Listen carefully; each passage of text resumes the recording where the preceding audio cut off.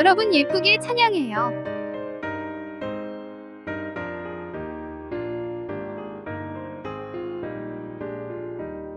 시온성과 같은 교회 그의 영광 나눴다. 허락하신 말씀대로 주가 친히 세웠다. 반석 위를 세운 교회 흔들 자가 누구랴. 모든 원수를 에워싸도 아무 근심 없도다. 생명샘이 솟아나와 모든 성도 마시니 언제든지 흘러넘쳐 부족함이 없도다. 이런 물이 흘러가니 목마를 자 누구랴. 주의 은혜 풍족하여 넘치고도 넘친다.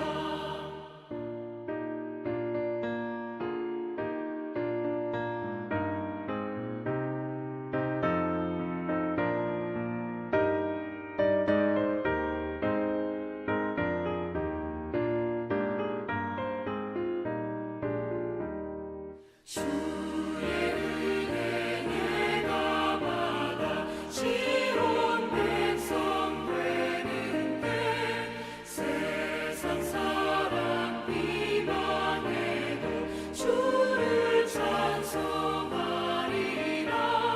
세상 얻는 모든 영광 마치 만개 같으나 주의 자녀 받을 복은 영원 무궁하도다.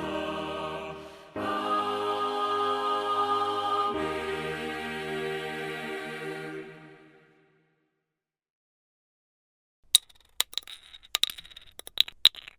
오늘 성경 말씀을 귀 기울여 듣겠습니다.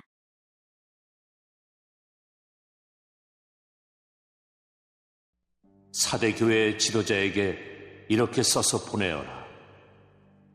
7 영과 7 별을 가진 분의 말씀이다. 나는 네 행위를 알고 있다. 사람들은 네가 살아있다고 하나 사실은 죽은 자와 다름없다. 깨어나라. 완전히 죽기 전에 아직 조금이라도 남은 힘이 있을 때 내 자신을 일으켜 세워라. 네 행동이 하나님 보시기에 선하지 않다. 네가 받은 것과 들은 것을 기억하여 뉘우치고 순종하라. 회개하지 않고 내게 이제 설교 시간이에요. 주신 말씀을 가슴 속에 새기면서 들어볼까요?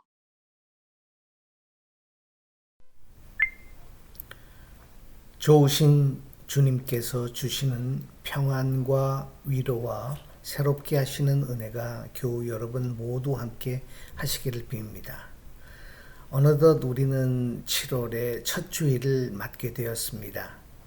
한 해의 절반을 지나 새로운 절반을 앞두고 있습니다. 지나온 반년을 돌아봅시다.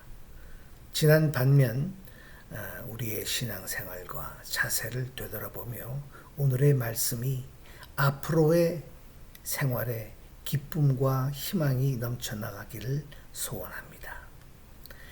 이 묵시 문학에서 계시록의 당시 그 소아시아의 7 교회에게 준 이 2장과 3장까지의 일련의 메시지와 그에 이어지는 세상 종말에 대한 묵시의 말씀들이 편지 형식으로 이루어져 있습니다. 특히 5번째 편지 수신자인 사대 교회와 송신자인 그리스도가 하나님의 7 영과 7 별을 가지신 분으로 소개되고 있습니다. 4대 교회에 대한 예수 그리스도의 소개는 요한의 이 환상 가운데 나타나신 예수 그리스도에 대한 묘사와 더불어 7영이란 표현이 추가되어 성령의 주관자임을 드러나고 있습니다. 이는 사대교회가 성령의 활동, 곧 성령의 인도하심을 무시할 경우 성령의 주관자이신 예수 그리스도의 심판을 면치 못할 것이라는 점을 미리 예시합니다. 그 편지 내용은 사대 교회를 향한 그리스도의 책망과 권면으로 이루어졌습니다. 7교회 중 특히 4대 교회의 경우 내가 살았다라는 이름을 가졌으나 죽은 자로다라는 서리빨 같은 책망으로 예언적 메시지의 본론이 시작이 됩니다. 그래서 이 복음의 말씀에 순종하고 회개할 것을 촉구하시는 사실을 기록하고 있습니다. 이 사대라는 도시는 옛 리디아 왕국의 수도였을 만큼 정치나 종교적으로 매우 훌륭하고 중요한 대도시였습니다. 또한 일찍이 무역이 발달되고 각종 가공업이 발달이 되어 경제적으로 큰 부를 축적한 도시였습니다. 그리고 지역적으로는 천연의 이 방어 조건을 갖추고 있었습니다. 하여튼 이러한 이유로 이 도시는 사치와 향락이 만연되었으며 사람들은 교만한 심성을 가지기까지 했습니다. 그런데 이러한 4대 사람들의 이 풍조는 그곳에 세워진 교회 사람들에게도 깊은 영향을 끼쳐 그들로 하여금 명목상의 성도가 되게 하는 결정적인 요인으로 작용하였습니다. 즉 4대 교회가 이 세간의 명성은 자자하지만 실상은 영적으로 죽어가는 상태에 빠져 있음을 시사합니다. 이 말씀은 한마디로 디모데전서 3장 5절의 말씀과 같이 4대 교회는 경건의 모양은 있으나 경건의 능력은 없는 교회였던 것입니다. 주님은 이처럼 4대 교회를 책망하시면서도 그들 가운데 소수의 의인이 있다는 것과 그렇게 신앙을 지키는 자에게는 영원한 구원과 생명을 주시겠다고 약속하므로 그들도 회개하고 순종하기만 하면 구원의 소망이 있음을 교훈해 주고 있습니다. 그래서 우리는 여기서 다음에 조금 자세한 교훈을 얻을 수 있습니다. 첫 번째로 하나님 앞에 모든 교회가 동일한 평가를 받는 것은 아닙니다. 4대 교회나 라오디게아 교회는 책망을 받았지만 서머나나 빌라델피아 교회는 4대나 라오디게아 교회와는 정반대로 오직 칭찬만을 들었습니다. 그런가 하면 에베소, 버가모, 두아디라 같은 교회들은 칭찬과 책망을 동시에 받았습니다. 이 사실이 보여주는 것이 무엇입니까? 바로 각 교회에 대한 주님의 평가는 각기 다른 것 아닙니까? 그렇습니다. 모든 교회가 주님으로부터 같은 평가를 받는 것은 아닙니다. 잘했다 칭찬 듣는 교회가 있는가 하면 반대로 못했다 책망 듣는 교회도 있는 것입니다. 그러면 성도 여러분들, 왜 이렇게 초대교회 당시 소아시아 7교회가 각각 다른 평가를 받게 되었을까요? 혹시 살고 있는 지역이 달랐기 때문일까요? 아니면 각기 다른 복음을 받았기 때문일까요? 아닙니다. 결코 그렇지 않습니다. 그들이 살고 있는 지역이 다르거나 각기 받은 복음의 질이 달랐기 때문이 아니었습니다. 오직 단 하나, 배우고 확실한 일에 거하고 이를 실천하는 성도, 그 정도가 달랐기 때문입니다. 다시 말해서 자신들이 받은 동일한 하나님의 말씀에 순종하는 정도가 각기 달랐기 때문입니다. 그렇다면 오늘 우리 교회의 모습은 어떻습니까? 30주년을 맞이하는 오늘의 교회는 과거와 현재의 모습을 비교 평가해 보아야 합니다. 주님의 평가는 각 시대마다, 각 교회마다, 성도 각인마다 전혀 다르게 나타납니다. 그러므로 우리 교회는 아무개 교단, 무슨 교파에 속해 있는 것으로 인해 스스로 만족하거나 안주해서는 안 됩니다. 또한 성도 각자는 우리 교회 공동체의 일원인 것으로만 이렇게 놓아도 주님의 그 좋은 평가가 자신에게 보장되어 있다는 생각을 버려야 합니다. 두 번째로 하나님의 말씀은 각 사람의 행위에 따라 다르게 들립니다. 우리 주님은 전지하셔서 우리의 모든 행위를 다 아십니다. 사실 우리 주님은 겉으로 드러난 우리의 행위뿐만 아니라 우리의 이름, 우리의 마음, 우리의 생각까지도 다 아십니다. 그래서 주님은 자기 백성에게 말씀을 주실 때에도 그 처지와 형편에 맞게 주셨습니다. 본서에서 서아시아 7교회를 향하여 말씀하신 것을 보면 주님께서 그들의 처지와 형편을 정확하게 아시고 그에 따라 필요한 말씀을 주셨음을 알 수 있습니다. 내가 내 행위를 아노니 라는 말씀이 찬양을 잘 지켜 주님께 칭찬 드는 서모나나 빌라델피아 교회의 경우 위로와 소망의 말씀이 되었지만 반대로 세상과 타협하며 적당히 신앙생활을 함으로써 주님의 책망을 듣던 이 사데나 라오디게아 교회 같은 경우에는 엄정한 이 경고의 말씀이 되었던 것입니다. 이처럼 같은 하나님의 말씀이라도 그것을 받는 사람의 행위나 형편에 따라서 다르게 들리는 법입니다. 성도 여러분, 지금 여러분에게 주님의 내 행위를 나누다 라는 말씀이 어떻게 들리고 있습니까? 책망의 소리로만 들립니까? 그렇다면 여러분은 자신의 행위가 바로 정확하지 못하다는 것입니다. 회개하시고 그 행위를 돌아보시기 바랍니다. 그러나 반대로 위로와 격려의 소리로 들리십니까? 그렇다면 더욱 하나님의 일을 위해서 힘쓰시기 바랍니다. 세 번째, 사대교회는 경건의 모양은 있으나 경건의 능력은 없는 교회의 전형입니다. 주님은 4대 교회를 향하여 내가 살았다 하는 이름은 가졌으나 죽은 자로다 말씀하셨습니다. 이게 무슨 말씀입니까?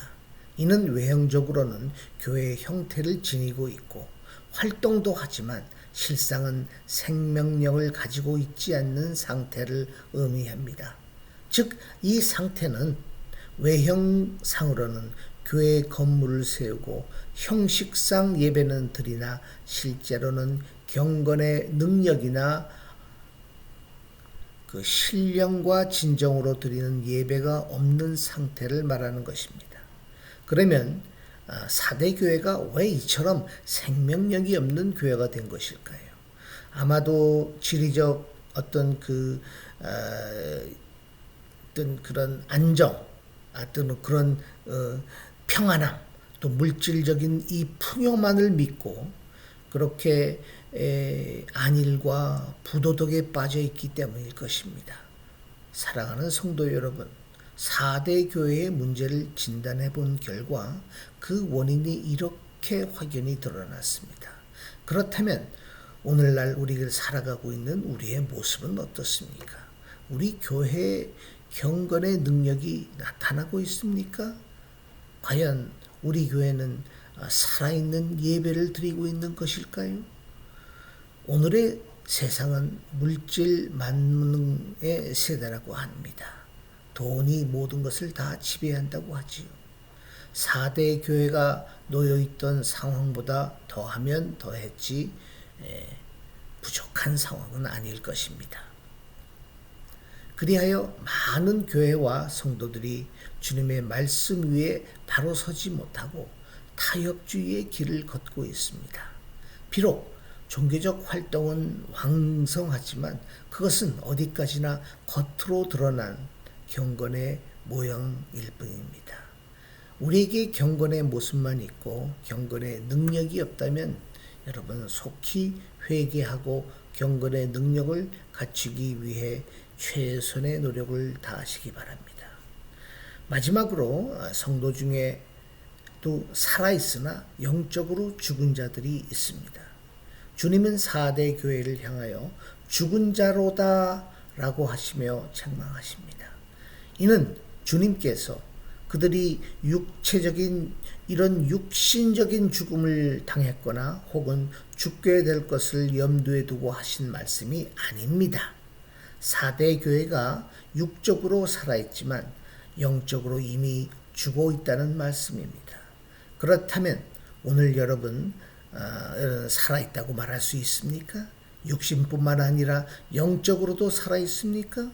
영적인 활동이 여러분의 삶 가운데 꾸준히 진행되고 있느냐 말씀입니다. 여러분, 영적인 생활이란 예배당에서 하는 말씀, 기도, 찬송, 생활만을 의미하지는 않습니다. 오히려 말씀을 듣고 실천하는 생활, 날마다 찬송이 끝이지 않는 삶, 하나님의 나라와 의를 구하는 기도가 계속해서 이어지는 생활을 말합니다. 세상에 빛을 비추고 참 생명을 전하는 삶을 말합니다. 이러한 믿음과 행위가 있는 성도가 주님으로부터 살아있다라는 칭찬을 들을 수 있습니다. 주님은 4대 교회를 향하여 일깨우라는 명령에 더하여 그 남은 자, 죽게 된 자를 굳게 하라고 명하십니다. 이는 4대 교회가 실상은 죽었으나 그 중에서 죽지 않은 자 몇이 남아있으니 그 남은 자마저 죽지 않도록 지켜 보존하라라는 말씀입니다. 4대 교회는 외형상 소망이라고는 정말 눈을 씻어 찾아봐도 전혀 찾아볼 수 없는 것 같은 상황이었습니다. 그러나 믿음의 눈으로 바라볼 때 분명히 그 안에 남은 자들이 있었던 것입니다. 그렇습니다. 여러분, 이와 같이 주님은 남은 자 몇 사람을 통해서 당신의 구속사를 이끌어 가십니다. 여러분은 그리스도의 은혜로 말미암아 남은 자 될 줄 믿습니다. 된 줄 믿습니다. 그러므로 여러분은 4대 교회의 죽은 자들처럼 되지 말고 주의하십시오. 자기 생명을 주님께 맡기십시오. 남은 자로서의 자부심을 가지십시오. 그리고 주께서 남은 자들에게 맡기신 일들을 감당하십시오. 하나님의 구속자의 그 궁극적인 성취를 위해서 말입니다. 말씀을 정리합니다. 여러분, 그날 옛 선지자를 부르시던 주님께서 지금 우리 가운데서도 당신의 일을 감당하는 자를 찾고 있습니다. 이 음성이 들리십니까? 그렇다면 이제 우리는 주님, 당신의 은혜로 남은 자된 제가 여기 있습니다 라고 대답하며 그 부르심에 응해야 할 것입니다. 예나 지금이나 주님의 부르심에 기쁨으로 이렇게 응답하는 자에게 사는 이 복과 또 살리는 복이 있는 줄 믿습니다. 또한 말씀을 생각하고 지키며 회개하는 삶을 살아야 합니다. 이럴 때 복이 있을 때입니다. 그리고 늘 오늘 밤이 주님 오시는 날이라고 생각하면서 날마다 깨어있는 여러분들과 교회가 되어야 할 것입니다. 7월에 무더운 더위와 장마가 시작될 것입니다. 건강에 유의하시고 이 시기에도 슬기롭게 보내시어 주님께 칭찬받는 오늘의 교회와 성도님들이 되시기를 주님의 이름으로 축원합니다. 아멘. 오늘 주신 말씀을 기억하면서 다음 내용을 서로 묵상해 봐요.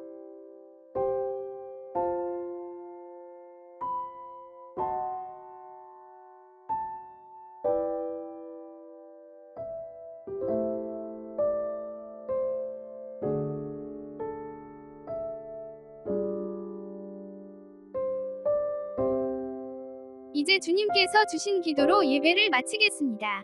정성껏 마음 모아 기도합시다.